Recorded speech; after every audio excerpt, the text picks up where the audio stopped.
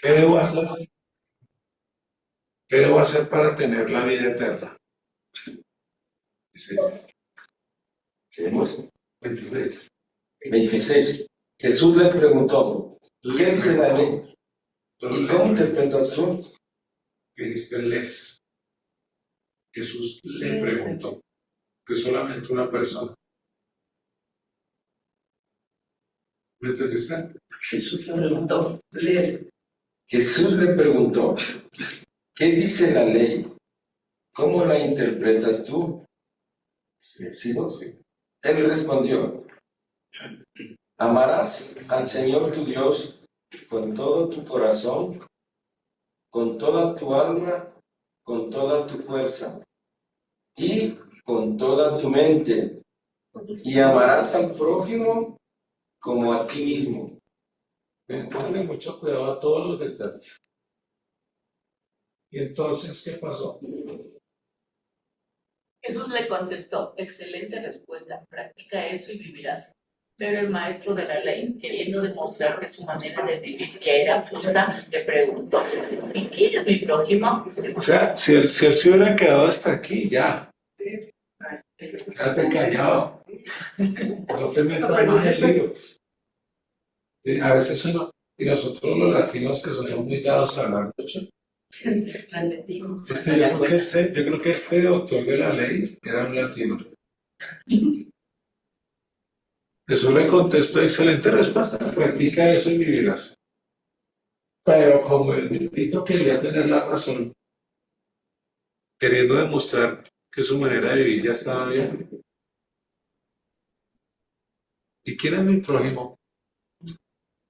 Entonces, Jesús le respondió, un hombre bajaba de Jerusalén a Jericó y unos ladrones lo asaltaron, le robaron sus pertenencias, le quitaron la ropa, además lo golpearon fuertemente hasta herirlo gravemente y se fueron dejándolo casi muerto. es decir, no solamente pienso que el doctor de la ley era latino, sino que era vivía en Ecuador. Cuenta una situación que es muy común en el Ecuador, o en Latinoamérica, un ataque. O sea, eso de decirlo, pero es muy común eso. ¿Y entonces qué pasó por coincidencia? Por coincidencia, un sacerdote descendía por este camino, lo vio y pasó de mal. Asimismo, un levita pasó por este camino, lo vio y se fue sin hacer nada. Solo voy a mencionar, sacerdote, esa palabra nos suena a nosotros muy común. Sacerdote, un pastor, o un párroco, o un monaguillo, un curita. ¿Sabes por qué le dicen curita? Un cura. Porque la curita es la que se pone uno cuando se quiere morir. Hablando de curitas. Pero menciona un levita. Hay hermanos que son levitas. Levita trabajando, levita que estudia, levita todo. No, pero este no es un levita, es de la tribu de Leví. Era una de las 12 tribus de Israel. Que pasaba algo particular con esa tribu. ¿Cuántas eran las tribus de Israel? 12. Todas tenían terreno, porque el Señor les dio la tierra prometida a todas su terreno, menos a la tribu de Leví. Porque la tribu de Leví representaba la casta sacerdotal. Ellos eran los que se dedicaban al templo, al pastorado, al culto, a la liturgia. Y entonces noten ustedes cómo Dios es selectivo, ¿no? Con este grupo y ustedes se van a dedicar a eso, y para que no interrumpan su labor tan sagrada y tan importante como es el culto, no les voy a dar tierra. Ustedes van a vivir del resto de las 12 tribus. Noten ustedes que si uno se pone a hacer la historia, en qué nivel Dios tiene a quienes trabajamos en el sacerdocio, hay algo especial ahí. Pero aquí lastimosamente la parábola habla de los levitas en un contexto en donde un levita metió la pata y no hizo lo que se tenía que hacer. Que ya lo vamos a ver con calma. Y antes de eso, por eso coloqué aquí en negrilla coincidencia. Porque casi siempre los errores que tenemos ocurren en situaciones cotidianas, coincidenciales, casi que accidentales. No los errores, sino uno va por la calle, puede haber un necesitado y no ayudarlo, pero yo pasaba por coincidencia y la coincidencia se convierte en mi excusa para no hacer lo que tengo que hacer. Entonces, eso es importante. Café, ¿por qué no se ven allá los que están conectados? Esta pantalla en la que se murió. Ok, está bien. Listo, pero están ahí, ¿no? Sí. Listo. Continuamos, a ver, ¿quién quiere leer, Alfonsito? Pero un samaritano que también pasaba por el mismo camino, a diferencia del sacerdote y del levita, al ver al hombre herido, sintió compasión y mostró misericordia y acercándose, sanó sus heridas, derramó sobre ellas aceite y vino y las vendó. Lo montó sobre su caballo y lo llevó a una posada para cuidarlo. Al otro día sacó 2 monedas, se las dio al dueño de la posada y le dijo: cuídalo mucho y todo lo que gastes de más, cuando regrese te devolveré. Esta parte la vamos a ver al final, pero esta parte es increíblemente bella. Esta parte. Bueno, vamos a sacar primero lo que es costura.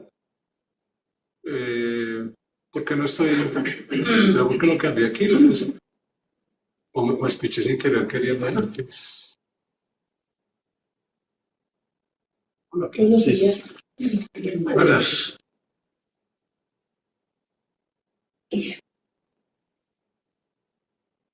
Entonces, luego de contarle la historia, recuerden que Jesús está hablando con un maestro de la ley. Luego de contarle la historia, le preguntó al experto de la ley: a ver, dime de los 3 hombres que pasaron por el camino, ¿cuál fue el prójimo del que fue asaltado y estaba casi muerto? Dijo, él contestó: el que tuvo misericordia de él y lo ayudó. Entonces Jesús le dijo: ven tú y haz lo mismo. Ven tú y haz lo mismo. Bueno. Ok. Porque ese es el que pasa. Objetivo general. ¿Cuál es el objetivo general? Descubrir el llamado de Jesús a una aplicación de la teología religiosa y centrarla en el amor al prójimo. Estoy utilizando aquí un lenguaje muy teológico, pero para ponerlo en un lenguaje sencillo, vamos a hablar de la fe más allá de la religión.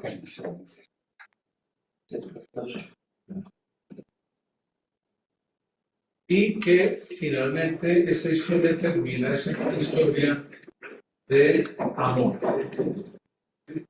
No amor romántico, sino amor que todos debemos tener por el prójimo. Muy bien, comencemos con esta parte. ¿Cuál es la pregunta que revela el corazón?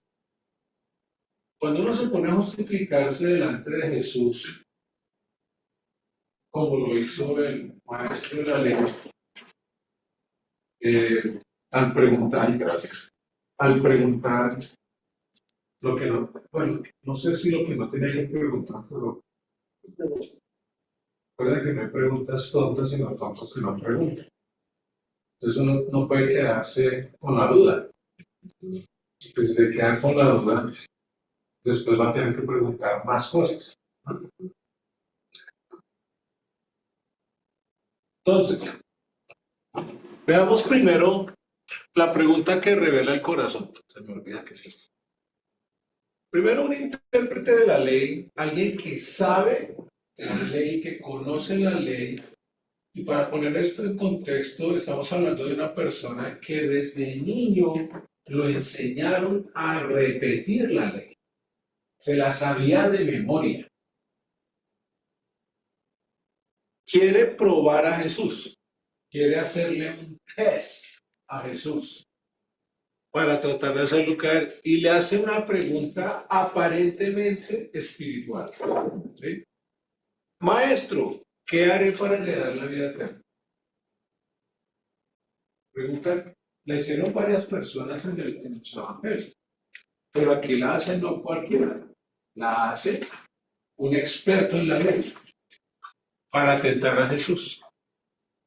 Entonces Jesús lo lleva al centro de la ley, que es ¿cuál?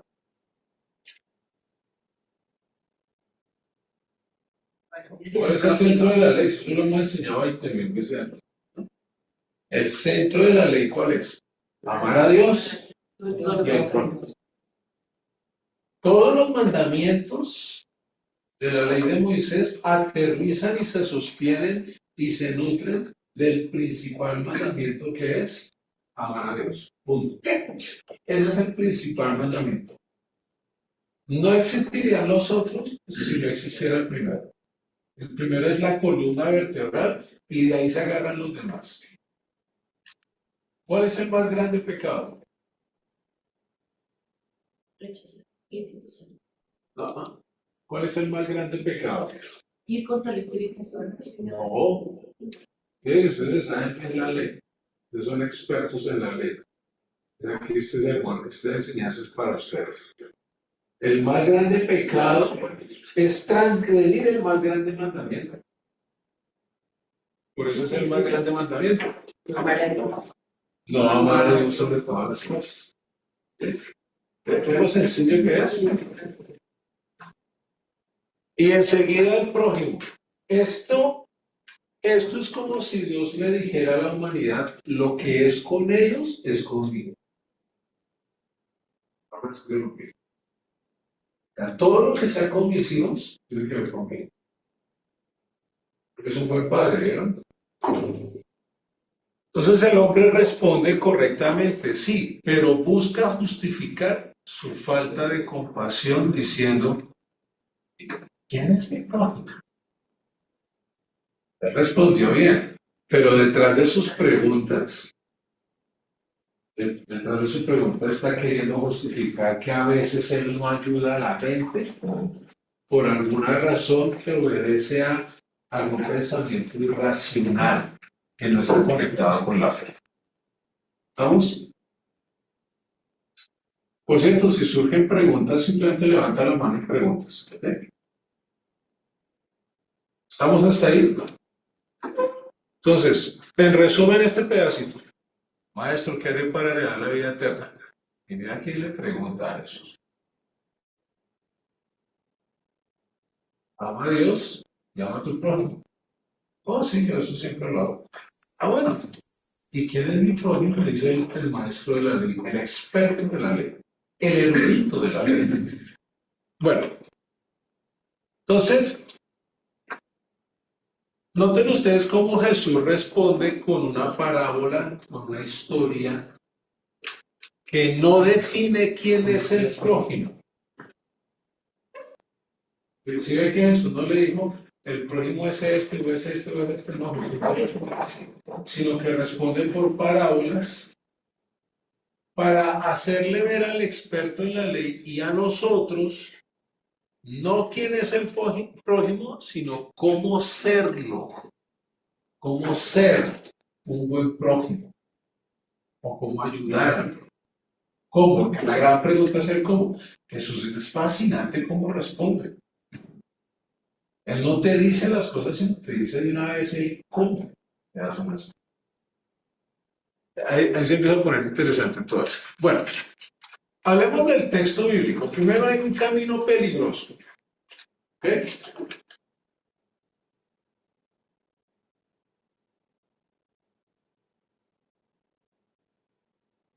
Entonces, dice la escritura que hay un hombre que es asaltado en el camino a Jerusalén, de Jerusalén a Jericó, perdón, camino de Jerusalén a Jericó, Y Jesús sitúa esa parábola del buen samaritano, en la vida cotidiana de la gente. En el camino de Jerusalén a Jericó, que parece ser que era un camino muy transitado, en el camino un camino transitado aquí cerca. Bueno, entonces es más mejor que yo. Aquí a Pinta. Eso, de aquí a Pinta, tú irás de aquí a mi casa, tú irás de aquí a mi otra casa. En la cotidianidad. Quiere decir que cuando salgamos de aquí hoy, en ese camino que normalmente nosotros transitamos, puede ocurrir algo. Si él es el texto, como es diferente. Entonces, ¿en dónde se prueba que nosotros somos buenos discípulos? En lo que no en el templo. Ahí uno no prueba que no en la alabanza. No. Ahí no se prueba que somos buenos cristianos. Se prueba en lo cotidiano. Yo ahorita vengo de El Salvador y el Señor me acaba de hablar cosas enormes para nuestra iglesia. Una de esas es que el discipulado no comienza en la casa. Perdón, no comienza en la iglesia. Comienza en la casa. Entonces vamos a desarrollar eso en los próximos meses. Pero ojo con eso. Un buen discípulo, ¿en dónde se conoce? ¿En qué iglesia va? No, para nada. En lo cotidiano, en el camino, en la interacción con la gente. Entonces ahí nos pone el Señor en esa situación. Ahora, ve, aquí, este de aquí. El hombre entonces es asaltado en del camino de Jerusalén a Jericó. ¿Ok? Ese no es el B. Bueno, aquí. Entonces Jesús sitúa la parábola en la vida cotidiana donde la fe se hace práctica, eso ya lo vimos, y la aplicación es que el discipulado se prueba en el camino, no en el templo, eso ya hablamos. Ve, ahora sí. ¿Cuáles fueron las respuestas religiosas? Del verso 31 al verso 32. El sacerdote y el levita aparecen en escena. Dice Jesús que ven al herido, pero ¿qué hacen? Pasan de largo. Lo ignoran al herido. Esto quiere decir entonces, si ustedes tienen Biblia, ¿verdad? Alguien que busque Santiago capítulo 2, verso 17. Santiago 2, 17, si me pueden leer.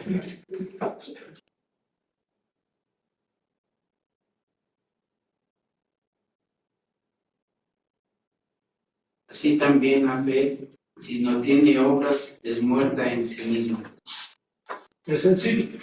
Palabra muy sencilla. Entonces, el sacerdote y el levita representan un tipo de religiosidad sin misericordia. ¿Eh? Es decir, cumplen ellos funciones sagradas, pero están ignorando la necesidad humana. Qué tremenda responsabilidad el Señor nos coloca a nosotros los que estamos en el sacerdocio y a los que se están preparando para.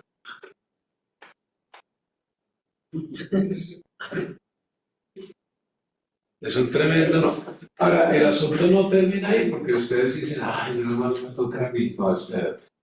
La Biblia dice que nosotros somos real sacerdocio.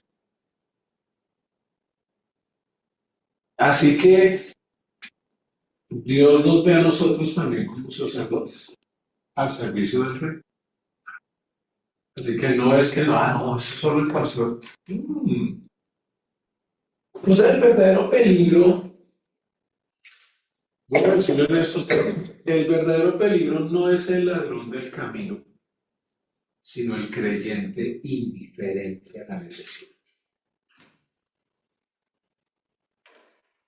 Claro, un cristiano que no hace lo que tiene que hacer es un peligro para la sociedad. No lo hemos visto de manera. En ese nivel lleva Jesús la parábola. Entonces, esto ya lo vimos, cumplen funciones sagradas, pero ignoran la necesidad humana.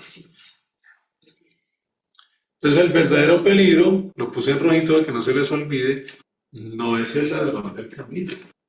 El verdadero peligro no es la violencia que puede haber allá en la calle. El verdadero peligro es una iglesia indiferente a eso. No es un trabajo menor el que el Señor nos pone a hacer.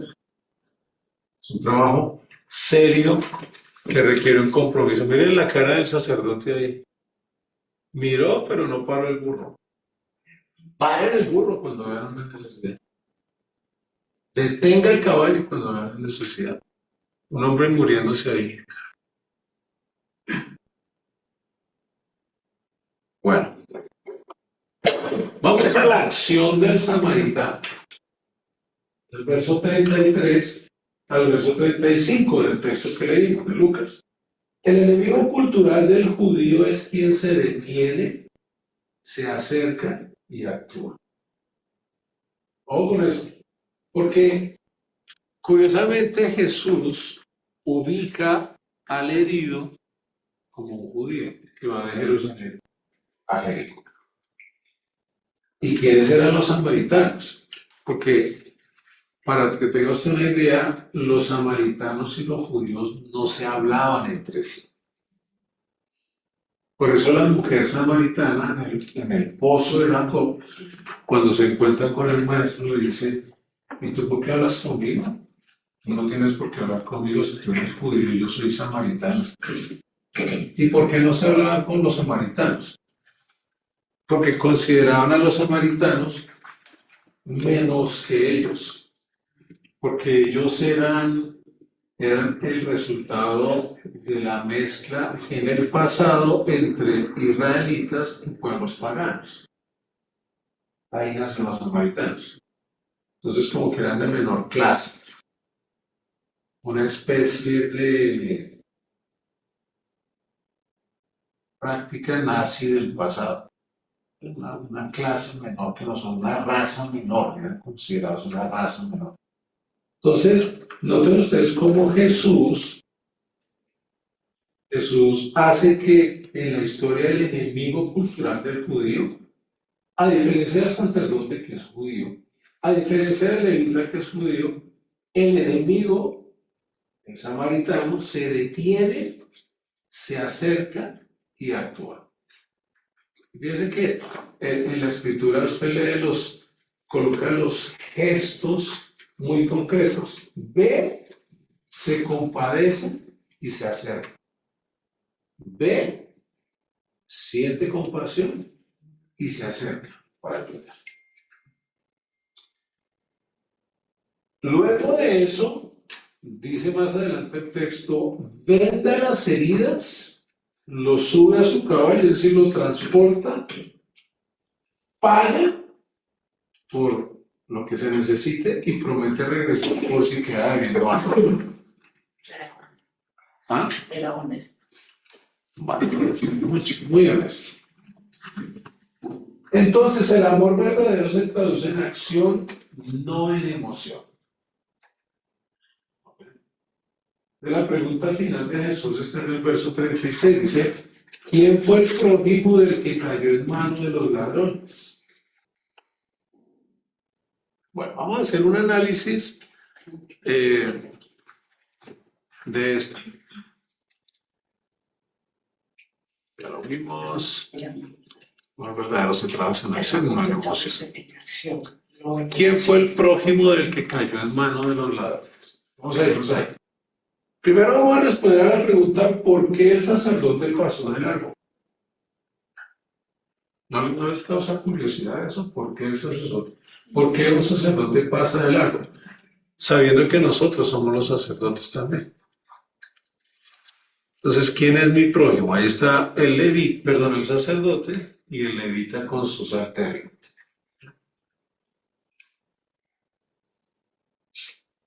Hice un cuadro comparativo para que tengamos un poco más claro esto. Jamás había hecho esto. Pero es que esta parábola es tan hermosa que tenemos que analizarla en sus más mínimos detalles. Entonces, hablemos primero del sacerdote. Rol religioso, representante del culto en el templo. El pastor. ¿Vamos? Actitud ante el herido. Lo ve, pero pasa de largo. Así puedo de pronto imitar al sacerdote que va ahí. Pasa de largo. No ve. Sabe, pero peor. Ve, es el loco. Ese es el de la vista gorda, ese no es. Motivación o excusa. En realidad, el sacerdote tenía razones religiosas fundadas en la ley para no detenerse. El temor a la impureza ritual, formalismo religioso. No dice la escritura, quizás Jesús lo dejó aparte, pero pensemos que eso ocurrió un día sábado, en el que los sacerdotes no trabajaban los sábados. Por eso, la parábola de la oveja perdida es una protesta contra el día sábado. ¿Quién de ustedes que tiene un rebaño de ovejas se le cae una oveja en un barranco, no va y la recoge así se necesitaba? La acción del sacerdote es ignorar la necesidad. No se puede decir de otra manera, es ignorar que alguien está pasando por algo. ¿Cuál es la lección espiritual? La religión sin amor pierde su esencia. No hay jugo en la fe si no hay amor por el prójimo. ¿Vamos? Hablemos del levita.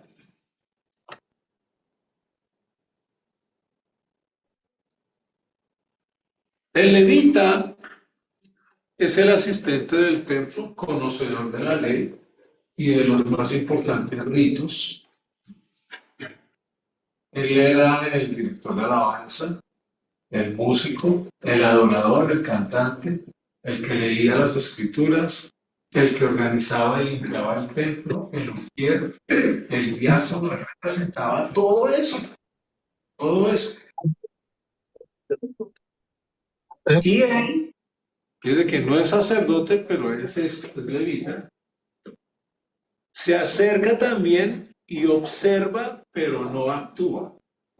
Ojo, él se acerca, observa, pero no actúa. Yo puedo acercarme a una persona con necesidad y decir, ay, sí, y me voy.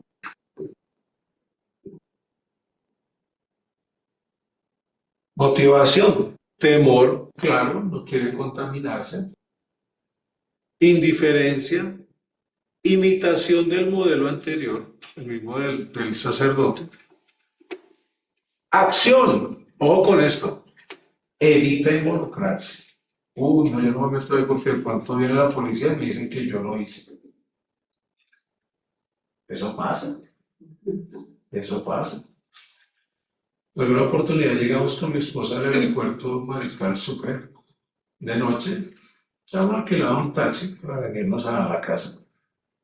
Y en una de esas curvas, de noche, que usted sabe que de noche es oscuro, justo en una curva había una motocicleta estrellada y el conductor estaba sentado así. Parece que estaba borracho, le pasó algo, lo que sea. Y el caso es que el taxi siguió derecho. Espérate, no puedes hacer eso.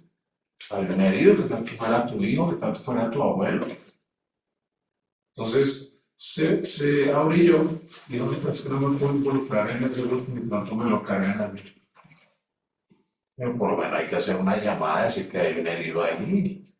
Hay que hacer algo. Entonces, ojo con esto de evitar involucrarse. Claro, hay que tener prudencia, cierta, porque cosas pasan, ¿no? Pero imagínate que fuera tu hijo o tu hija, tu mamá, tu papá. Es que ese es el punto, ¿no? Por eso la parábola está ahí en la escritura. Para nosotros los que profesamos algún tipo de religiosidad en la fe.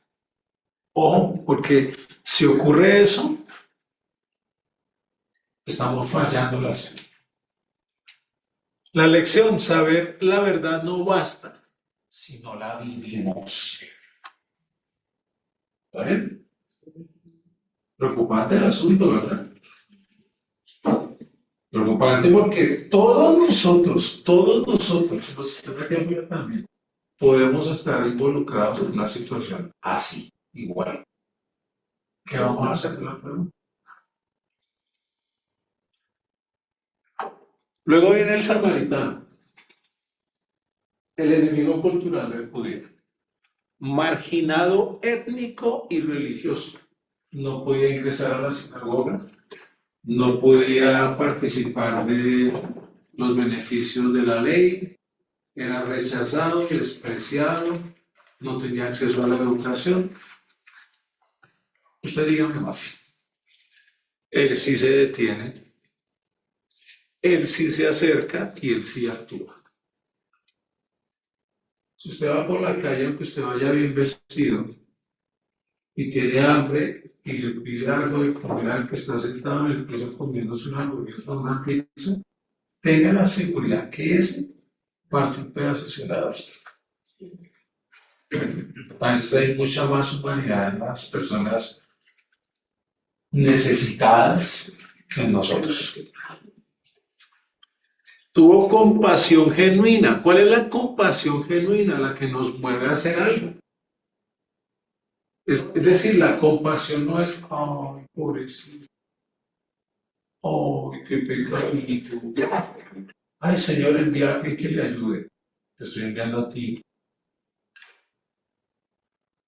La compasión genuina es la que actúa, movido por misericordia. La acción, atiende, carga, cuida, venda, pone en el caballo, es decir, invierte.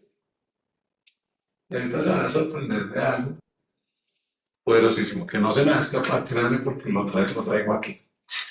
Lección espiritual, la verdadera fe se expresa en el amor activo. Un buen cuadro, si quiere tomarle una fotito.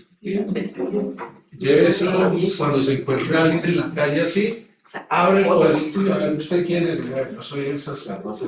No soy el sacerdote. Yo soy el levita. ¿Le invito a esto o no? Yo quiero ser el samaritano que actúa. Vamos. Bueno, pregunta hasta ahí. No sé.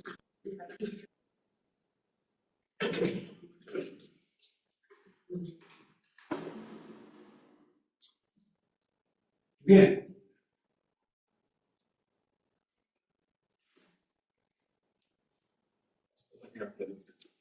Sí, claro. Pregunta. ¿Qué hacemos cuando vemos a niños trabajando vendiendo? Al ayudarles no fomentamos el abuso infantil. Padres, organizaciones que utilizan a niños. Entonces, es una pregunta que se responde. Uno no debe comprarle a los niños en la calle. Porque eso es perpetuar el problema. Pero es que los van a castigar. Pero en algún momento hay que acabar con eso. La mendicidad infantil es un problema de la sociedad causado por muchas razones, entre las cuales está la gente que promueve eso. Claro, no deben. ¿Qué debe estar haciendo un niño? Jugando, estudiando en la casa, aprendiendo. No trabajando en la calle. Claro, son papás que también fueron niños explotados y repiten ese comportamiento, ese patrón. Pero hay que hacerlo así. ¿Cuántos de ustedes no estaban en una cafetería donde para la niña con la venta de bolsas o el niño con la venta de dulces y los enseñan a poner la carita? Me compro la bolsita. Usted ahí sí. Te compro un pan, te compro un bizcocho, te lo comes. Suena cruel, pero es la única manera de arreglar el problema.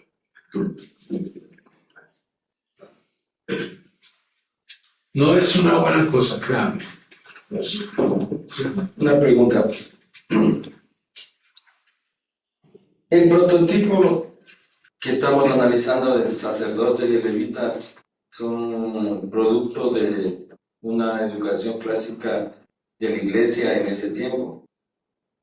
O sea, esos son representantes legítimos. Jesús le pone el ejemplo, porque ellos representaban en esa época legítimamente a lo que producía la iglesia y la religión, como el sacerdote y el levita. Mi pregunta es, si eso prácticamente falló en todos los sentidos, me parece que hasta hoy en día sigue fallando. ¿Qué es lo que hizo que el samaritano actúe de acuerdo a los parámetros de Dios, del amor de Dios, si él era un rechazado, un marginado? Muy buena pregunta. Y tengo varias respuestas. En primer lugar, el problema no era ser sacerdote. Jesús no está criticando el sacerdocio, está criticando al sacerdote, no al sacerdocio. O sea, no está criticando la fe, está criticando al practicante de la fe. Como hay gente que algo pasa en la iglesia, se va de la iglesia y critican toda la iglesia. No, si alguien hizo algo contra ti fue esa persona, no la iglesia. El problema no es ser levita, fue lo que hizo el levita, ignorar. Entonces, la mala interpretación de la ley fue una de las causas.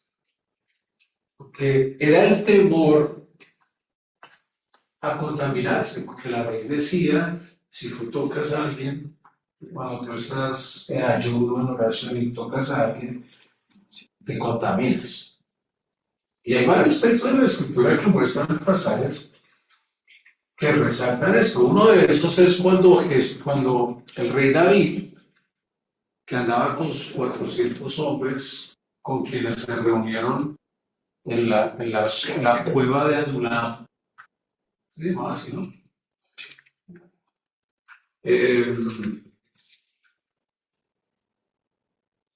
Y entonces fueron, conquistaron, ganaron batallas, todo eso, y de pronto llegaron al templo y tenían hambre y no tenían que comer.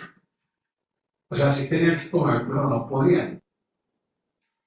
Estaban los panes del propiciatorio del templo. Y estaban hambrientos.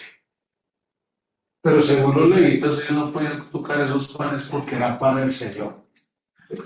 Entonces era hasta ridículo. ¿Ya tienes hambre? Entonces David come el brazo del ejército. La religiosidad, el legalismo, el fundamentalismo, si queremos ir más allá. Entonces, ¿qué hace que los religiosos no respondan a las acciones que deberían ser propias de ellos? Esos aspectos. ¿Qué pasó con el samaritano? No era sacerdote, no era levita, pero conocía en carne propia la necesidad de un ser humano. Entonces, por eso Jesús dice parábolas como esta. Dice que un hombre hizo una gran fiesta, invitó a todos los amigos y ninguno vino. Le sacaron excusas. Que tengo que enterrar a mi papá, que tengo que trabajar, que tengo que esto, que tengo lo otro. Entonces Jesús en su parábola dice, entonces ese hombre se molestó, se enojó y dijo, llámenle todos los mendigos de la calle, los hambrientos, los cojos, los nudos, los sordos, nosotros. Y claro, ellos, toda esa gente a la voz de fiesta vienen para acá. Y la pasan sabrosa. Porque es que el ser humano que ha experimentado la necesidad es más humano que aquel que no, y sin embargo puede tener que ser religioso. Ojo, el problema no es la religión, es el practicante que no entiende la fe desde esa perspectiva. No sé si te respondo a la pregunta. ¿Te respondo? no tan claro porque... Dime, me encanta. A mí me encanta escuchar de lo que tú eres muy inteligente. A ver, yo creo que todo proceso tiene una manera de medir el resultado. El proceso espiritual de la iglesia, de todas las iglesias, en el presente, quiere decir que han fallado en todo. Es el resultado lo que se debe analizar, como bien analiza Jesús aquí. Llámese sacerdote, pastor, lo que sea ahí pasó de largo. Eso es algo tremendamente ¿Cómo? común ahora mientras, y voy a tener que decirlo porque tal vez para eso estoy aquí. Sí, claro. Hay muchos sacerdotes, hay muchos dirigentes de la iglesia en todas las áreas, en todas las religiones. Tienen poder económico desproporcionado y fieles pidiendo platos de comida en las iglesias. Para mí eso no hay lógica. Hay acá como levitas, predestinados por Dios, según ellos, bendecidos por Dios, Bueno, no según ellos. pero según son de la tribu de levitas, Claro, pero no es que ellos se autodeterminaron a hacer eso, sino que Dios los organizó de esa manera. O sea, vuelvo y repito, el problema no es la religión. termina El problema es los que practican mal la religión. Es que ese es el punto. El problema no es la receta. El problema es el cocinero que no cocina siguiendo las instrucciones de la receta. Pero yo entiendo muy bien tu punto porque tiene mucho sentido. Me deja terminar, por favor,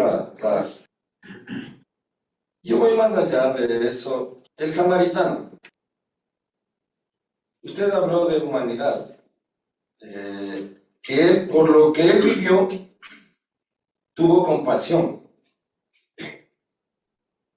Yo creo que simplemente el samaritano tuvo amor. Y por estar viendo todo el esquema legal, la iglesia desde sus inicios, nos hemos olvidado del amor. Entonces, mi pregunta es, ¿qué hizo que el samaritano tome el camino correcto siendo un marginado? Mientras los otros que fueron adoctrinados, educados, leídos y estudiados en todas las fases de la espiritualidad, actuaron mal. Yo creo que, ¿por qué no se debería orientar y potenciar lo que el samaritano tuvo para poder llegar a esa acción? Porque lo demás ya cotidianamente... A ver, en un sentido, y gracias por el análisis. ¿Qué crees tú que le ocurrió al samaritano para llegar a esa acción? O sea, ¿qué te imaginas que pudo haber sido? Porque pudo haber sido muchas cosas, no una sola. No creo que haya sido una sola. Yo creo que el samaritano puede estar en el papel del levita y del sacerdote en diferentes espacios de la vida. Hoy, Normalmente se está así. Hoy, si entramos en el campo de la especulación, vamos a imaginarnos que el samaritano estaba esperando a que el sacerdote y el levita pasaran, porque el samaritano también era rechazado. Es más, si un sacerdote o un levita veían al samaritano que pasaba por un lado, dejaban que pasara y lo escupían detrás. Eso es una costumbre todavía actual. Entonces vamos a imaginar que en ese día sábado el samaritano vio al herido, pero vio que al mismo tiempo iba a pasar el sacerdote y el samaritano se hizo a un lado y iba a esperar que pase el sacerdote para no tener problema. Y cuando se iba a ayudar al herido, iba a pasar el levita, entonces el samaritano otra vez se hizo a un lado. ¿Sí? Primero, él también estaba siendo rechazado por la religión de la época, aunque la religión no lo rechazaba, eran ellos los que lo rechazaban. Por lo que decía tu esposa, una mala interpretación, por una mala concepción, por una lectura individualista de la ley que me lleva a creer que yo soy más que los demás. Pero el punto va mucho más lejos que eso.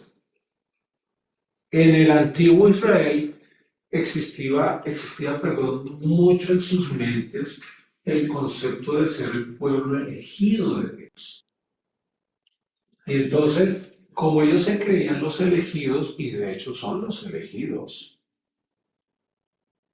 pasó el tiempo y entonces Dios les dio templo,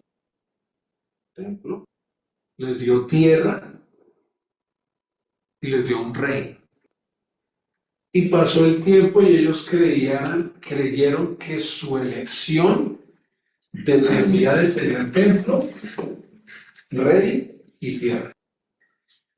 Y de pronto vino un imperio, los asirios, Tiglat-Pileser y un montón de reyes de otros pueblos, e invadieron, destruyeron a Israel en el año 720 antes de Cristo, con su capital Samaria. Luego vinieron los babilonios y acabaron con Judá en el 586 antes de Cristo. E Israel perdió el templo, la tierra y el rey.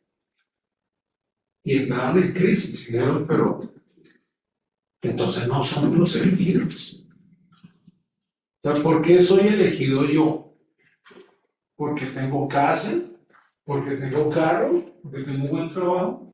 No, esa no es la razón de mi elección. Entonces, el samaritano no tenía nada de eso. Todo lo contrario, tenía el rechazo de la religión popular de los judíos. Entonces, ¿qué me hace a mí, dentro de las muchas cosas, a actuar en favor de un herido en el camino, en lo cotidiano? Estoy seguro de eso, que es que yo también he pasado por ahí, por la necesidad. La necesidad me hace sentir más humano. Claro. Hay que entender la necesidad del ser humano solo cuando Exacto, nosotros vivimos. Podemos entender. Entender, porque si no, no. Vamos a comprender el dolor. Ese definitivamente fue una de las razones. La otra razón, el rechazo social. Porque es que el samaritano, cuando era rechazado en una ciudad, le tocaba irse al desierto donde estaban los otros rechazados, los leprosos, los enfermos, las mujeres con flujo de sangre, toda esa gente considerada por el judaísmo gente inmunda. Entonces él ya había compartido con muchos de ellos. No me cabe duda que si la parábola fuera una historia real, a lo mejor el samaritano conocía al herido. O era un vecino. O el samaritano sabría que si no lo ayudaba iba a morir. Es que si entramos a ampliar la película vamos a encontrar muchas razones. Pero reitero, esto hay que entenderlo con mucha objetividad. El problema no es la fe, el problema no es la iglesia, el problema no es la Biblia ni lo que dicen las escrituras. El problema son las personas que tergiversan y malpractican la fe. Ese es el problema. Ahora, ¿por qué está esta parábola aquí? ¿Y por qué usted está aquí escuchando y yo también? Porque tiene que ver con nosotros, los que practicamos la fe. Porque no solo tiene que ver con el sacerdote, sino también con el que trabaja en los ministerios en la iglesia, con los servidores. Aquí está escrito, usted no lo ve bien, pero está muy chiquitito, pero aquí está Academia Bíblica. Tiene que ver con nosotros. Si no, ¿para qué? No tendría sentido. Si no tiene que ver con nosotros, entonces ¿para qué lo estudiamos?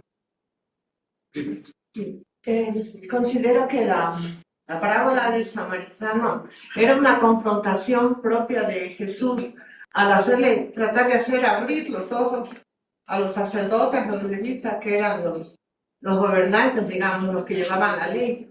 Entonces, Estoy escuchando por una clase. Lo que me hizo mi padre. Buenos días, Dios me bendice. Entonces, esa confrontación que llama Jesús es para que el sacerdote y el levita no se cierre en esa tradición que tenían, porque la pregunta fue cuando uno de ellos le dice, ¿quién es mi prójimo? Y por eso viene la respuesta de Jesús al hablar sobre el samaritano.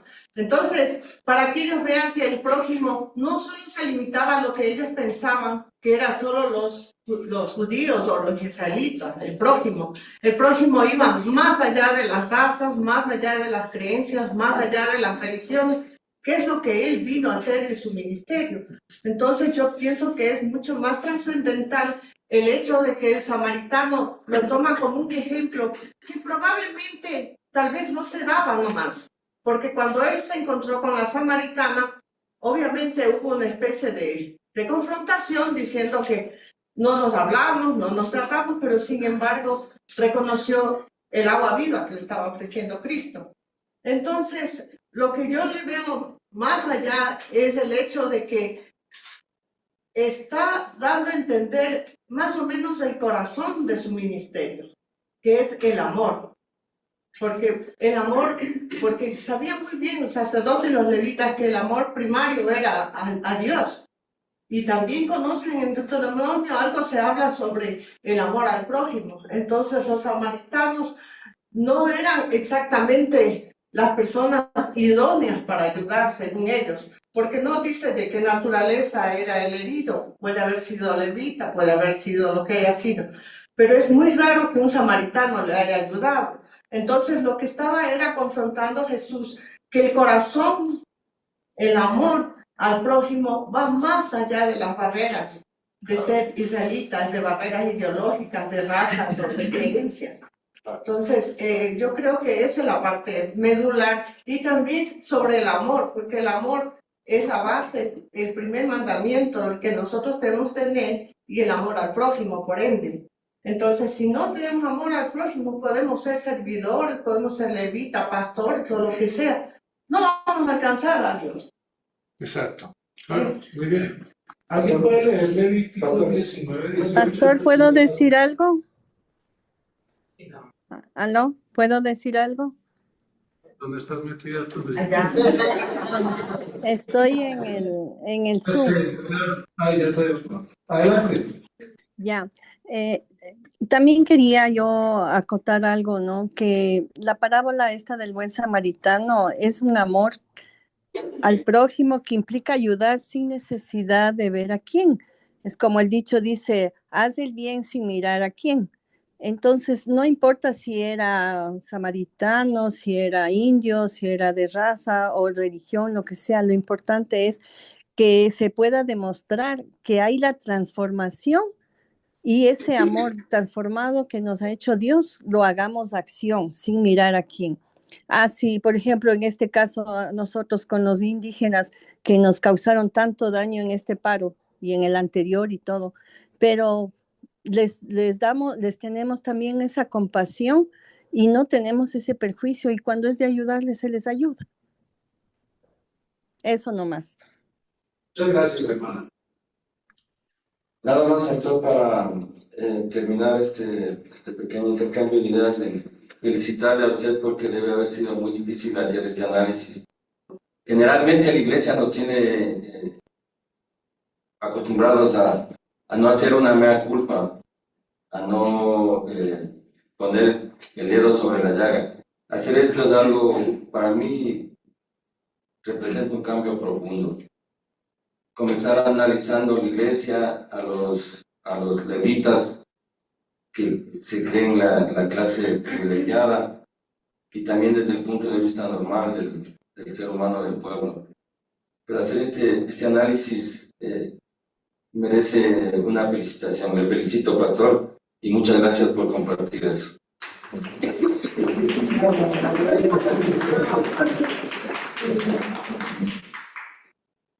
Ustedes se están poniendo ya tan amables, déjenme leerles un texto de Levítico 19, 18. ¿Alguien lo tiene?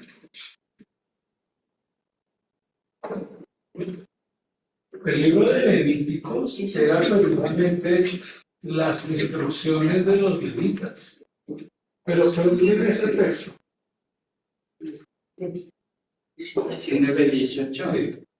18. No te vengarás ni guardarás rencor a los hijos de tu pueblo, sino amarás a tu prójimo como a ti mismo. Yo, Jehová. Fíjate, eso lo sabían los levitas. ¿Y quién es el prójimo? La etimología de la palabra prójimo es el próximo. Por ejemplo, en este momento, ¿quién es mi prójimo? Está al lado mío. Prójimo es sinónimo de próximo. Próximo. Entonces, si el levita sabía muy bien su responsabilidad, si su conocimiento no se tradujo en una acción, ahí está el problema. Si la falta de conocimiento del samaritano lo llevó a responder instintivamente como respondería cualquier ser humano en condiciones naturales normales, entonces yo prefiero no tener experiencia de nada para hacer el trabajo. No sé si me entendieron lo que cabe esto.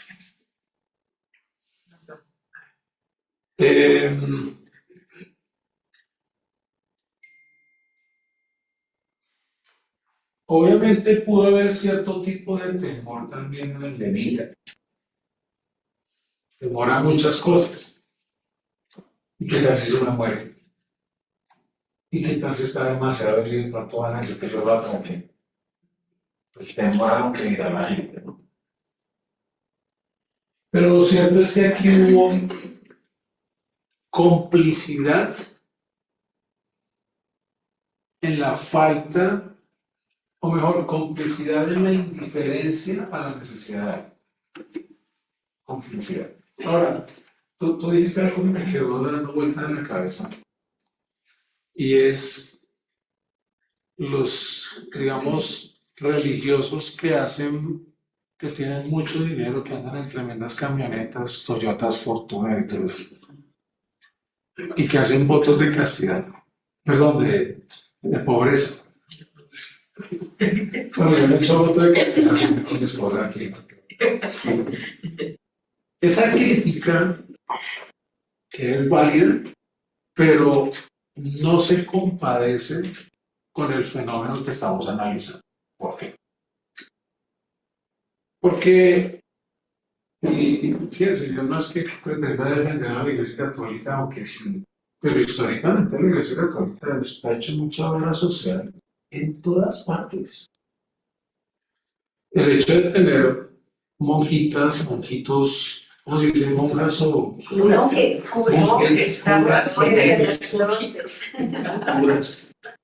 curas que dedicaron su vida enteramente a ese sacerdocio y que tienen, sí, hay mucho dinero, pero también hay mucha inversión en hogares de niños, de huérfanos en tiempo de guerra. ¿Cómo yo voy a juzgar eso? No puedo, no puedo. No puedo decir lo que le dijo Judas a Jesús. Ah, no, vendamos todo eso y démoselo a los pobres. Ese es el comunismo maligno. Que dice, ah, tú tienes una vaca, qué bueno, te quito la vaca y le regalo la leche a la gente. La vaca se muere y todo el mundo quedó sin nada. Entonces, hubo en Corinto una situación donde la gente estaba pasando necesidad. Y hay quienes critican a Corinto porque dice la escritura del libro de los Hechos que la gente vendía las casas y las repartía entre los pobres. No dice vendieron sus casas y las repartieron entre los pobres. Dice vendían. Pero los que saben el buen español, el verbo vendían está en presente progresivo. Es decir, no cogieron su casa y la vendieron y repartieron. No, dosificadamente sacaban de sus ganancias y repartían dosificadamente. Eso es lo que implica un verbo presente progresivo. Y había una necesidad fuerte en Corinto que fue suplida por los hermanos. Estaban reunidos allá en el aposento alto donde empezó todo esto. Y sacaban y partían. No dice partieron, partían, compartían. Está hablando de un presente progresivo. Es decir, que no fue algo desbordado, como a veces ocurre en muchos contextos de la iglesia evangélica donde los pastores manipulan a la gente y la gente termina vendiendo su casa y dándosela a la iglesia. Termina el pastor comprando un tremendo carro. Ahí estamos de acuerdo. Por eso Capilla del Valle tiene un ministerio de acción social. No había eso. Porque una de las coronas de la iglesia es la acción social, es ayudar a la gente. Una iglesia que no ayude socialmente a la gente con cosas, con comida, es una iglesia enferma, una iglesia raquítica. Entonces, si usted tiene en este momento en la alacena de su casa 4 libras de arroz y no es capaz de traer una para ayudar a la canasta de amor y poder darle comida a la gente que no tiene, usted tiene un problema. Yo le dije la vez pasada hace unos meses a la iglesia y tengo que repetirlo otra vez porque la gente se lo olvida. La fuerza de nuestra iglesia es el trabajo en equipo. Si yo tengo un flujo de personas de más de 1000 personas a la semana y póngale que 500 de esas 1000 personas traiga cada una libra de arroz, una libra de lentejas, una libra de garbanzos, una cajita de atún. Cada domingo no tendríamos por qué andar pasando penas para tener bolsas de comida para repartir a quienes necesitan. ¿Me sigue? ¿Me sigue? Sí, O sea, no me provoque. Es que eso es la parábola de Buena Samaritana. Eso que les estoy diciendo. Es que es fácil hablar con los demás, pero ¿seré yo maestro? ¿Seré yo maestro? Y bueno, eso diciendo la mujer, ¿seré yo maestro? Pues claro que eres tú. Exactamente, eso es. Entonces, asúmanlo como un estilo de vida, el ayudar en ese ministerio de acción social. Dios ha sido bueno y Dios provee, gracias a Dios. El Señor provee a pesar de que nosotros jugamos al ser religioso, pero no hacemos el trabajo que tenemos que hacer. Sí. Exacto. Y ahí, y no me digan que no, porque cada vez que usted entra al templo, ahí está la canasta de amor. ¿O no? Sí. Sí, ¿verdad, pastor? Tengo que ser muy ciego para no ver que ahí está la canasta de amor. Y hasta yo les pongo el anzuelo. Le digo yo a los seguidores, ponle ahí unas libritas de algo, a ver si la gente entiende el mensaje. Y así. Y así. Ustedes me hacen acordar una vez que me fui a pescar por allá y yo tiraba ahí el anzuelo que me costó $45, un anzuelo. Me dijeron en la tienda, no, eso me van a picar todo. Y los pescados saltaban al frente mío. Y yo tiré ahí y nada. Nada. No puso la cámara. Y llegó un viejito al lado mío con un pedazo de pata, con un nylon, Y listo. y yo no sé qué hacía, pero cada vez que tiraba, un pescado. Otro, y yo, no, pero ¿qué es esto? Eran las 4 de la mañana, entonces yo me la acerqué y le dije, venga, ¿y usted qué está haciendo? Que mire lo que yo compré.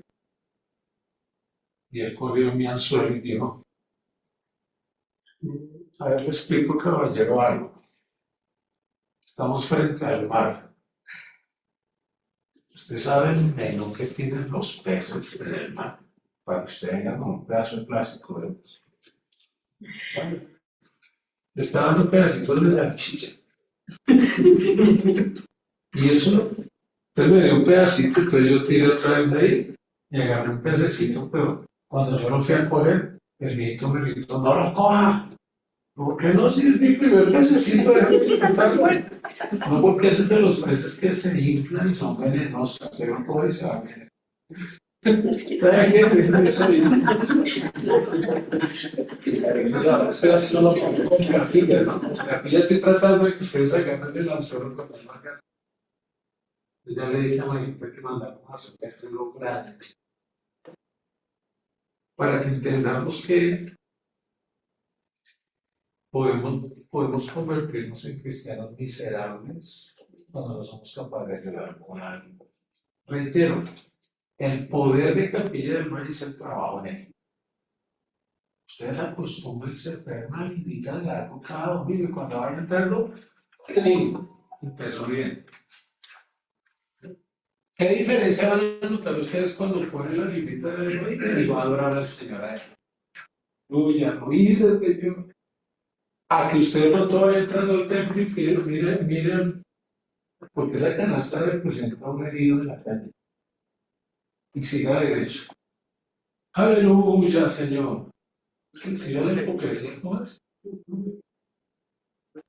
Igual tenemos la actividad de Navidad, que es ahorita el 13 de diciembre, y estamos necesitando. ¿30 de diciembre? 13. 13 dice. Y estamos necesitando 100 a 150 canastas de amor, cada una cuesta $8, para abuelitos del área, familias y niños, para apoyarlos. Y lo mismo estamos buscando 100 regalos.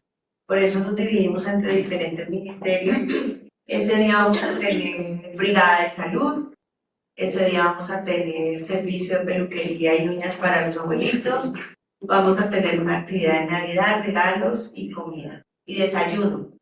Así que únanse a esa actividad, por favor. ¿Cómo es tu nombre, perdón?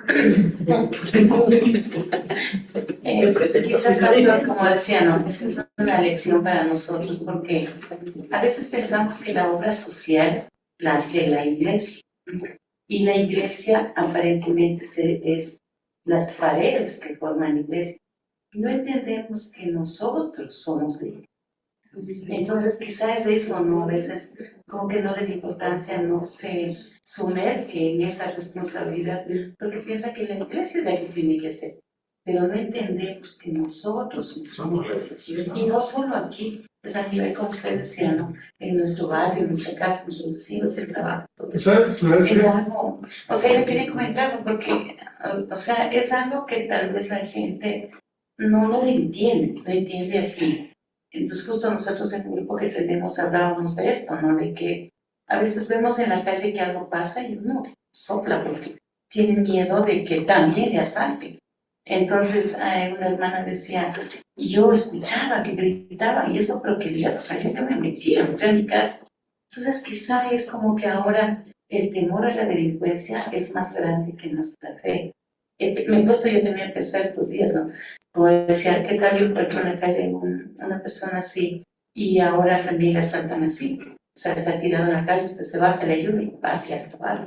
Entonces yo, mi reflexión me no decía, Señor, si yo voy a hacer lo que tú nos mandas, me vas a respaldar y me vas a ayudar.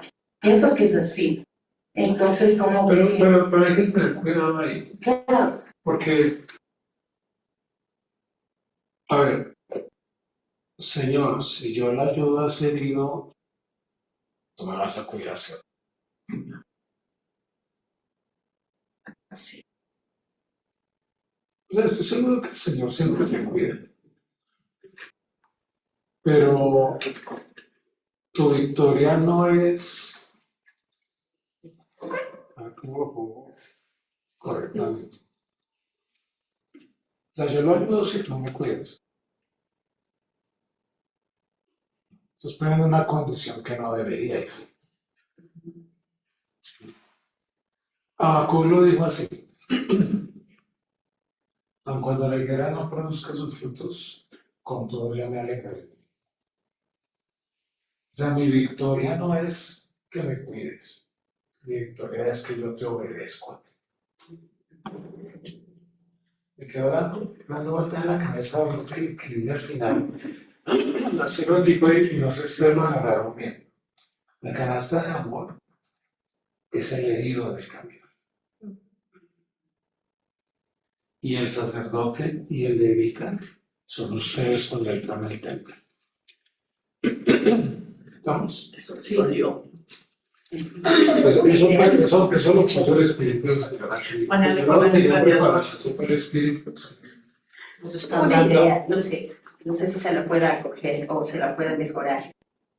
Creo que eso nos pasa. ¿Por qué no poder hacer una dinámica para poder esto presentar al inicio de la iglesia, hacer como que en una cajita poner fideo, lo que vayamos a necesitar de esta canasta básica y que todos los que entremos vayamos cogiendo uno?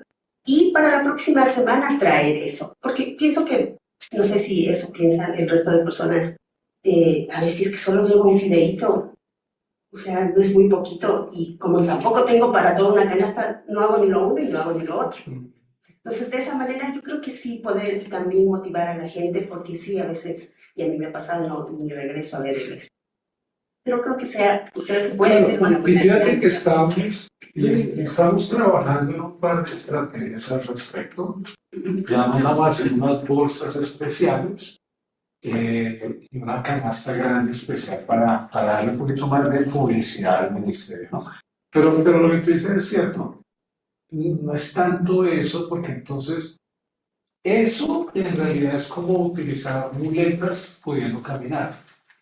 En realidad, en el fondo, es la falta de misericordia que tenemos. Pero vamos trabajando en ello. Claro, no, estamos de acuerdo.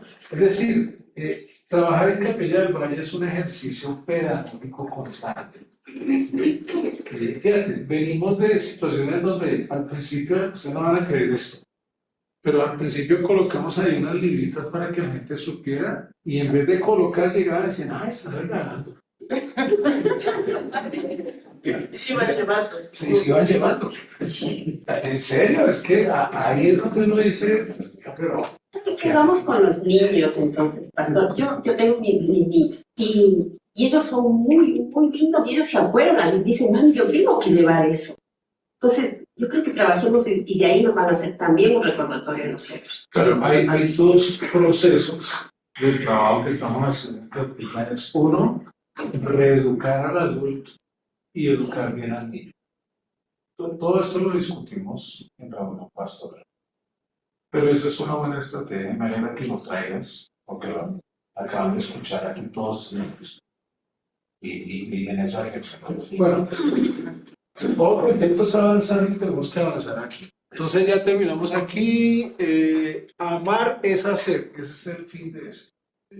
Ya no hay yo te amo tanto, no hay que hacer. Reflexionemos. Pónganse el cinturón de seguridad porque vienen curvas.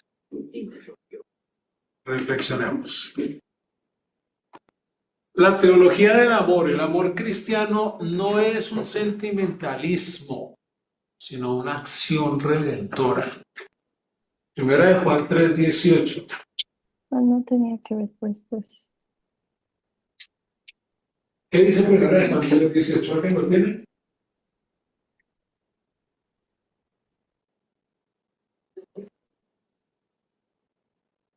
Primera de Juan. Primera de Juan 3:18. La palabra del Señor en Primera de Juan 3:18 dice, hijitos míos, no amemos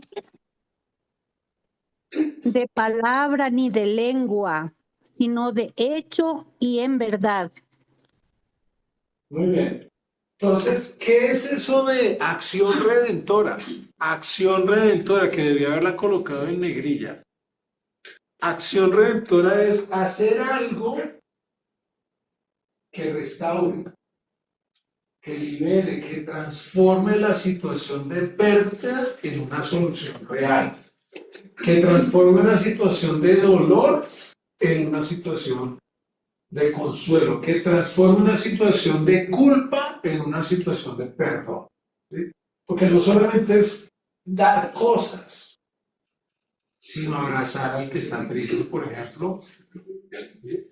Mire, escuchar a las personas. Yo soy de los que cuando estoy en la iglesia, me paro al frente y trato de saludar a todo el mundo.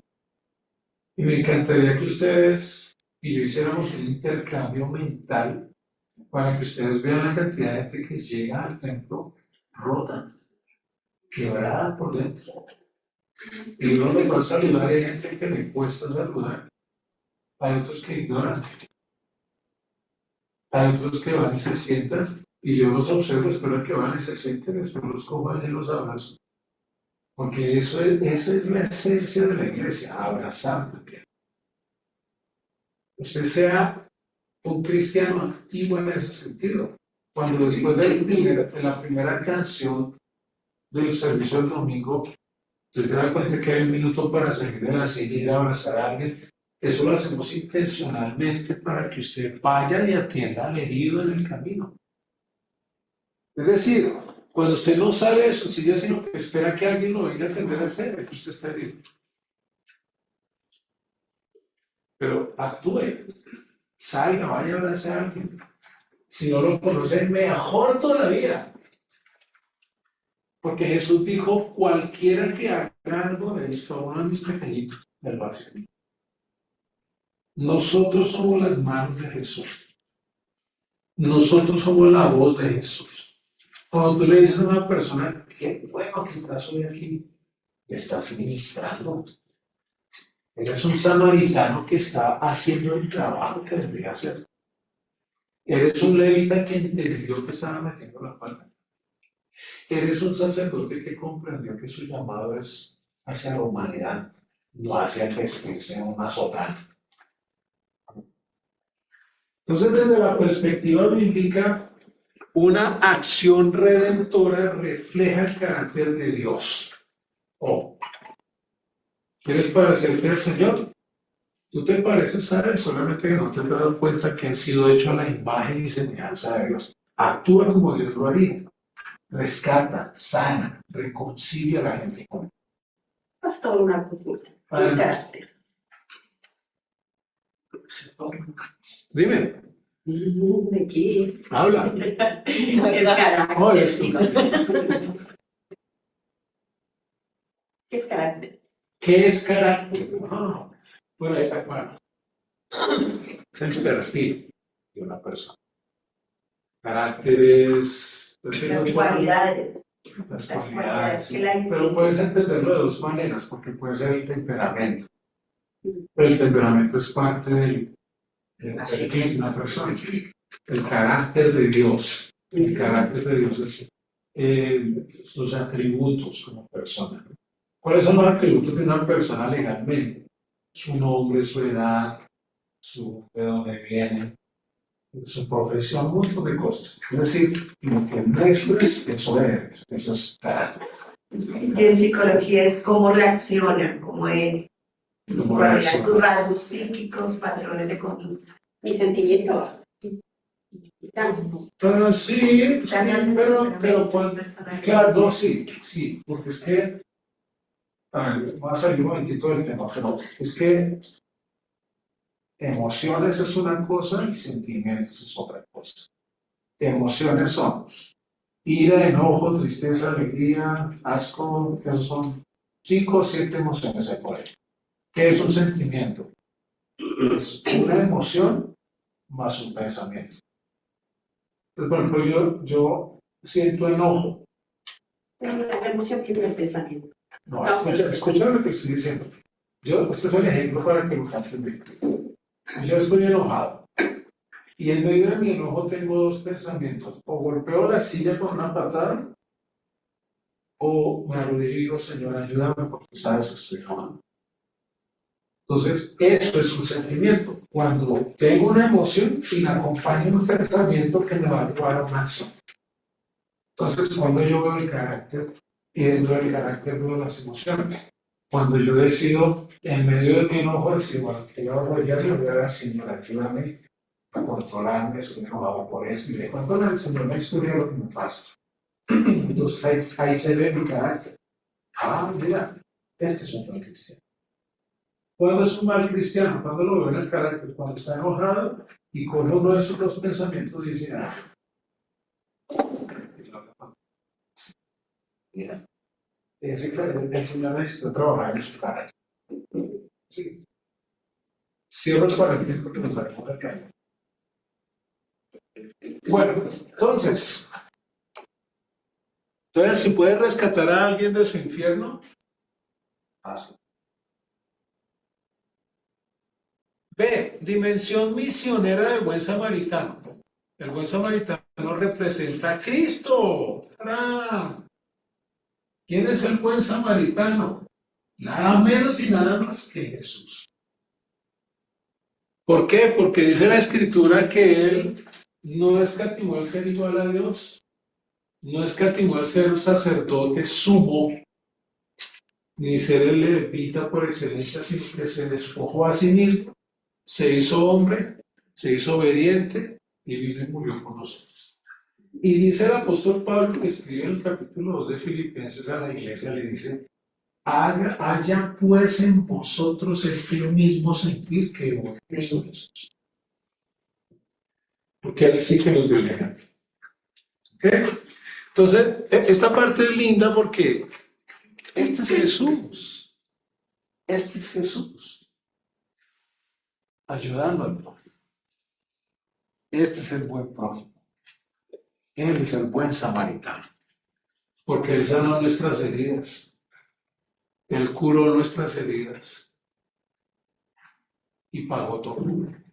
Voy a guardarme algo que esto que se los digo, pero todavía no se los voy a decir. Ahora, viene también una implicación social. El discipulado que no se traduce en misericordia pierde credibilidad ante el mundo. Santiago 2:13 dice: porque juicio sin misericordia se hará con aquel que no hiciere misericordia. Ojo con ese texto. Y la misericordia triunfa en el juicio. Claro, uno espera cuando uno está frente a un juez que el juez tenga misericordia de uno.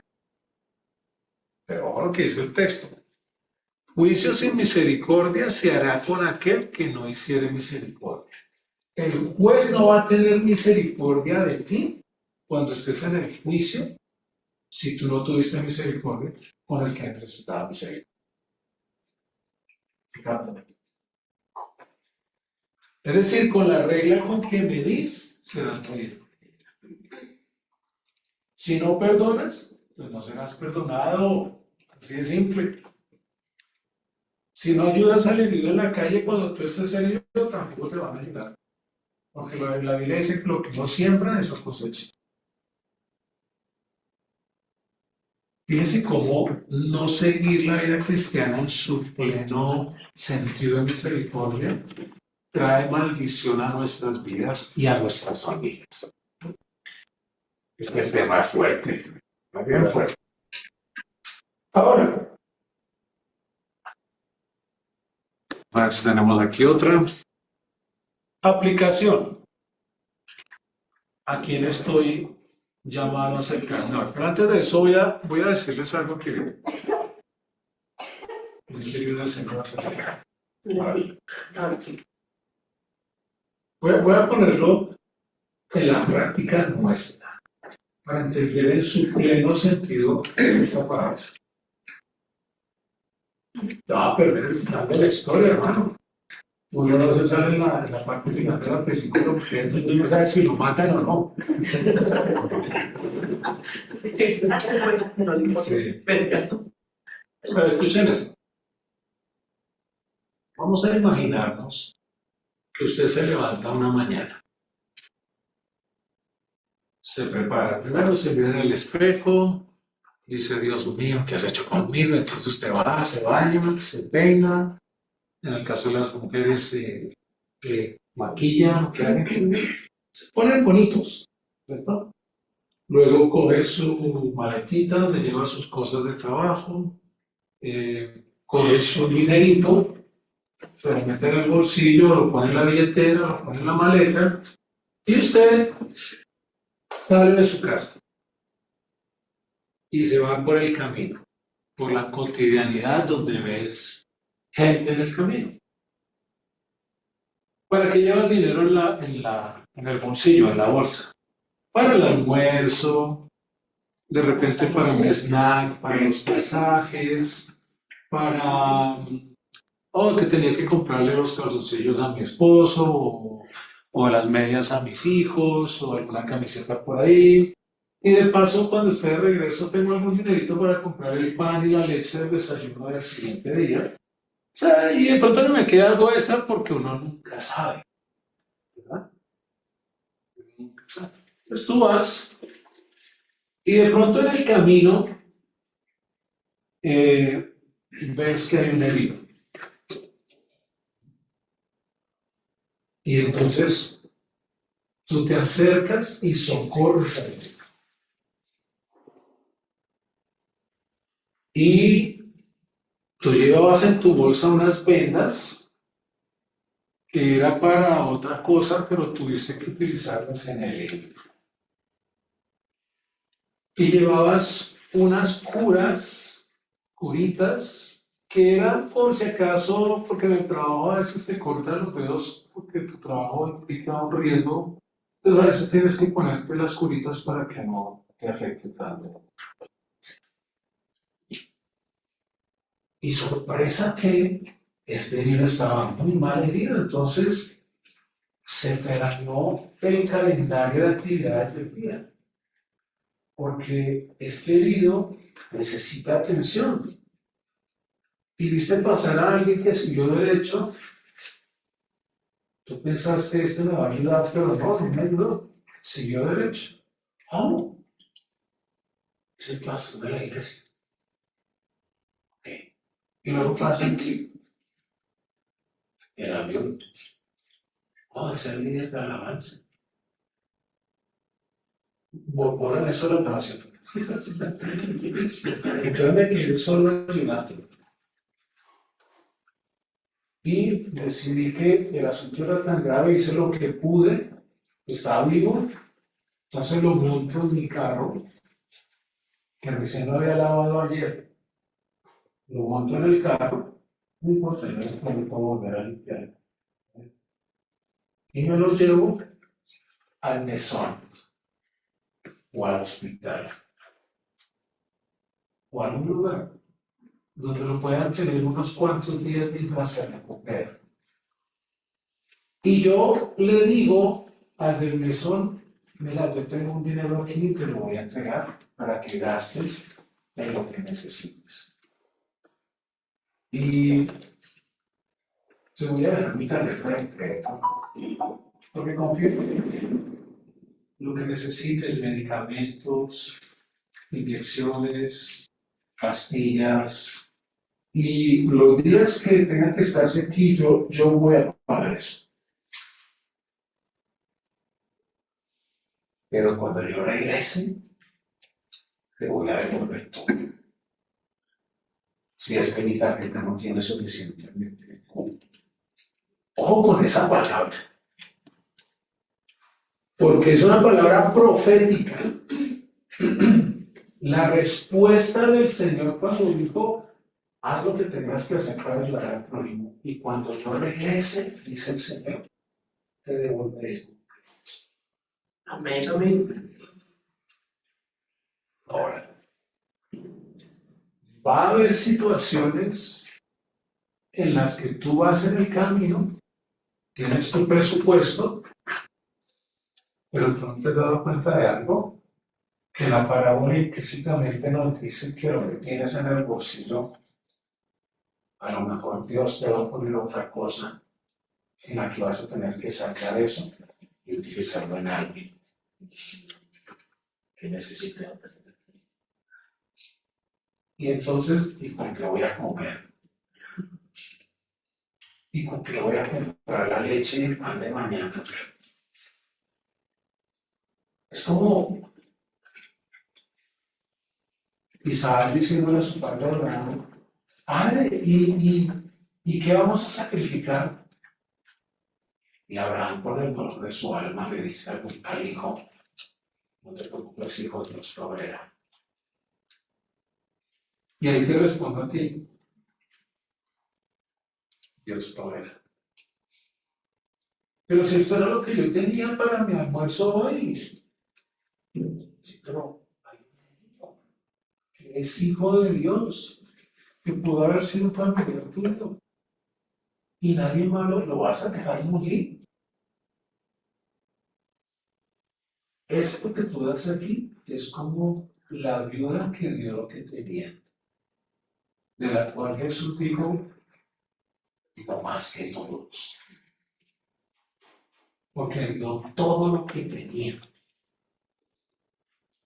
Qué poderosa es la palabra. Y la parte final le dice Jesús, el buen samaritano. Jesús está colocando no como el buen judío, sino como el buen samaritano. Le dice al mesonero, que gastes de más. Ojo, lo que gastes de más quiere decir, hombre, yo creo que tengo que cubrir los gastos necesarios que mi dinero me traerá querido. No te preocupes, si gastas de más, yo te lo voy a ver. Qué mensaje tan poderoso. Mire, hermanos, una cosa que voy terminando con esto, una cosa les voy a decir a ustedes. Dios, y grandes esto en sus cabezas y en sus corazones, Dios nunca se queda con nada. A Él le sobra. No te pegues de unas chichiguas, como dicen mis pueblos. No te pegues de eso cuando alguien está en necesidad. No juegues el juego que juegan muchos. En la mañana antes de venirse al templo ponen aquel de $5 y aquel de 100 y saben dónde meter la mano cuando van a ofrendar. Realmente era una iglesia donde tenemos trabajo social. Entonces, ¿qué palabra tan hermosa? ¿No les parece a ustedes? Es preciosa esta palabra. Y lo más bonito es que no sabíamos que el buen samaritano es Jesús. Porque tú fuiste recogido en el camino herido, tú estabas herido. Y si Él no te hubiera rescatado, hubieras muerto en el camino. Tú y tu familia hubieran fallecido en el camino. Y Él pasó por allí, te vio y tuvo compasión de ti. Y se acercó y vendó tus heridas. Y no simplemente dijo, ahí te dejo, hijo de vida, cómo te la arreglas. No, te montó en su caballo. Esa parte tiene un significado enorme. Él se bajó del caballo para montarte a ti en el caballo. Y te llevó. Y no te llevó a tu casa, te llevó a un lugar donde te podían atender. Y como tú tenías que seguir tu camino, te aseguraste. Escucha bien, todo lo que gastes en él, aquí, yo te lo devolveré cuando regrese. Amén. Poderoso. Yo como disfruto de esto, créanme que hice varias veces pasé salida porque quería llorar. Linda esta palabra. Maravillosa. Preguntas, comentarios. Realmente, al analizar bien esta parábola y analizar desde el punto de vista de quién soy yo,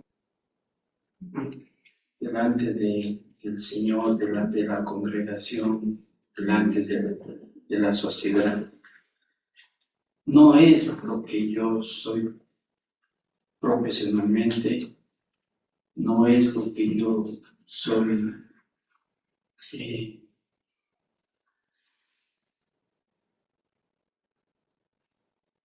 no depende del título que yo tenga, sino que depende de que no importa quién sea o qué profese o qué fe profese, es la misericordia lo que hace la diferencia para que yo haga o no haga. Así es, eso es. Pastor, yo quiero abundar, decir algo. Y pienso que la misericordia y el amor que podemos dar a las demás personas somos aquellos también que hemos recibido la misericordia y el amor de Jesús. ¿Por qué no podemos dar de lo que no hemos recibido? Cuando usted decía que el buen samaritano es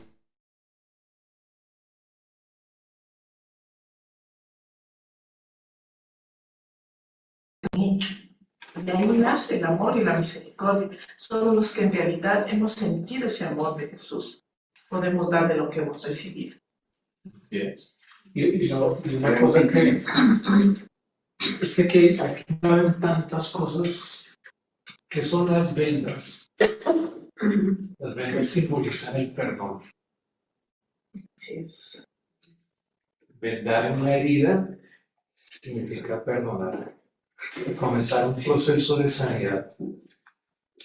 Perdona. Perdona. Si no perdonas, no vas a ser perdonado. Porque perdonar no es fácil. Pero cuando tú miras tu esencia, ya no perdones desde aquí. Porque desde aquí lo único que hace tu mente es decir, pues el desgraciado me la hizo y yo se la voy a hacer peor.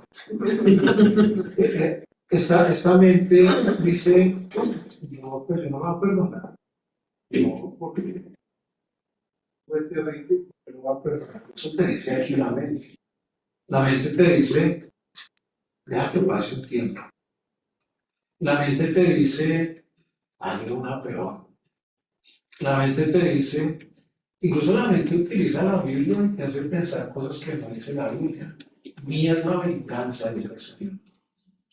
Dios te bendiga con las 10 plagas de Egipto. O sea, la mente te dice cosas duras. Tú no perdonas con la mente. Por eso mucha gente no ha podido perdonar porque quieren perdonar con esto. No, tú perdonas con tu esencia. ¿Cuál es tu esencia? Ya no vivo yo, mas Cristo vive en mí. Jesús, amén. Vendar es perdonar. Subir al caballo es utilizar tus recursos también. O sea, todos los símbolos que hay aquí en la parábola tienen un significado enorme, enorme. Bueno, vamos a terminar con un par de preguntitas. ¿A quién estoy llamado a acercarme hoy? Al que esté herido emocional, espiritualmente, al que esté ignorado, a las personas en estado de vulnerabilidad, al que tiene una necesidad práctica, aquel que no pertenece a tu grupo. El que no piensa igual a mí. Aquel que no piensa igual a mí. Claro. Segunda pregunta. ¿Qué excusas religiosas me impiden actuar con misericordia? No, es que ese no es mi ministerio. No, es que es otro ministerio, pastor. Acción social no es lo mío. No, ahí tenemos varios ministerios, pero eso no quiere decir que tú no pertenezcas a uno de ellos. Claro que sí. O imagínate el sacerdote pasando por el lado del herido y diciendo, ay, no, porque tengo el culto, se me va a aceptar. Ese contrasentido tan grande que es. No te ayudo porque tengo que ir al culto. Ya lo dijimos, no quiero contaminarme. Otra, muy común, no, yo no tengo los recursos. A mí que me ayuden.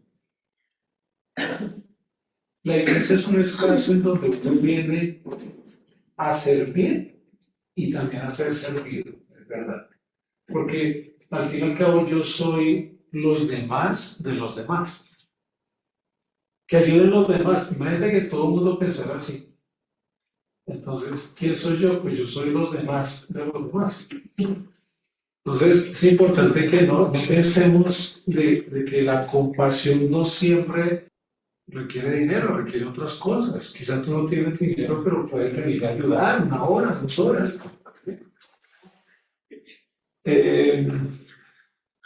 ¿Noten ustedes que el samaritano dio lo que tenía? ¿Qué tenía? Dio tiempo que no lo tenía porque él iba por el camino para su trabajo, pero dio su tiempo, dio aceite. El aceite implica la unción del Espíritu, la unción sanadora del Espíritu. Si tú no tienes el Espíritu de Dios, con razón, ahora entiendo. Recuerda que el Espíritu hay que anhelarlo, desearlo y pedirlo. Vino. Vino significa el cuidado, el pacto. El vino sana. Estamos hablando simbólicamente. Nos diga, ay, pues no dio permiso de tomar vino. Y otra cosa que tenía el buen samaritano era empatía. Sintió él mismo en sí el dolor que sentía el otro. Y eso pudo haber sido yo, no. Bueno.